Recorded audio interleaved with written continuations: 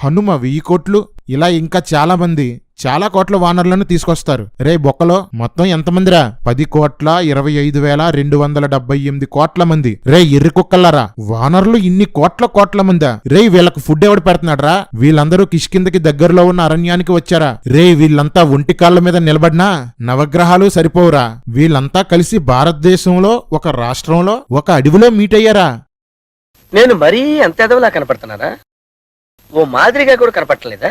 ఆ బుక్ కూడా ఓ 44 మంది తాగేసి రాశారు. రేయ్ మాడాదాసు, బైబిల్ కాదురా తాగి రాస్తా, నీ సొల్లు రామాయణమే తాగి రాశారు. మన దేశంలో 10 కోట్ల చీమలు కూడా పట్టవరా? అధర్మ ప్రచారం చేస్తారు ఈ అక్కలు, రామాయణం నిండా ఉంటాయి బొక్కలు.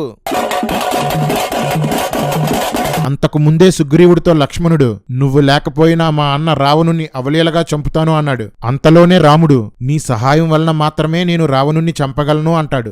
ఏంట్రా ఈ పొంతనలేని ఎలివేషన్లు కొటేషన్లును? సుగ్రీవా, సీతాన్వేషణ మా ఇద్దరి వలన అవ్వదు, అది నీ ద్వారానే చేయగలను అని రాముడు అంటాడు. ఇంకోసారి ఎవడైనా రాముణ్ణి వీరుడంటే పగిలిపోద్దురే.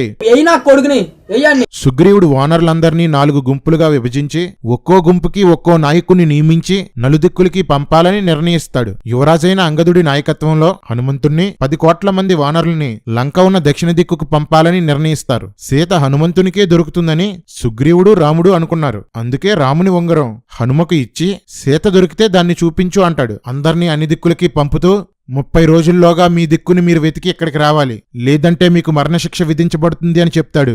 సుగ్రీవుడు ఆంజనేయుణ్ణి పంపుతూ, నువ్వు బలశాలివి, భూమిపైన, అంతరిక్షంలో, ఆకాశంలో, స్వర్గంలో, నీటిలో ఎక్కడికైనా వెళ్ళగలవు. శక్తి, సామర్థ్యం, బుద్ధి, ఉపాయం, వేగంలో నీకు నువ్వే సాటంటాడు. ఈ మాటలు విన్న రాముడు హనుమతో, నేను నీ బలాన్ని ఆశ్రయిస్తున్నాను అంటాడు. కర్మ, ఈ ఎర్రికొక్కలందరూ రాముణ్ణి ఆశ్రయిస్తుంటే రాముడు ఒక మృగాన్ని ఆశ్రయిస్తున్నాడు.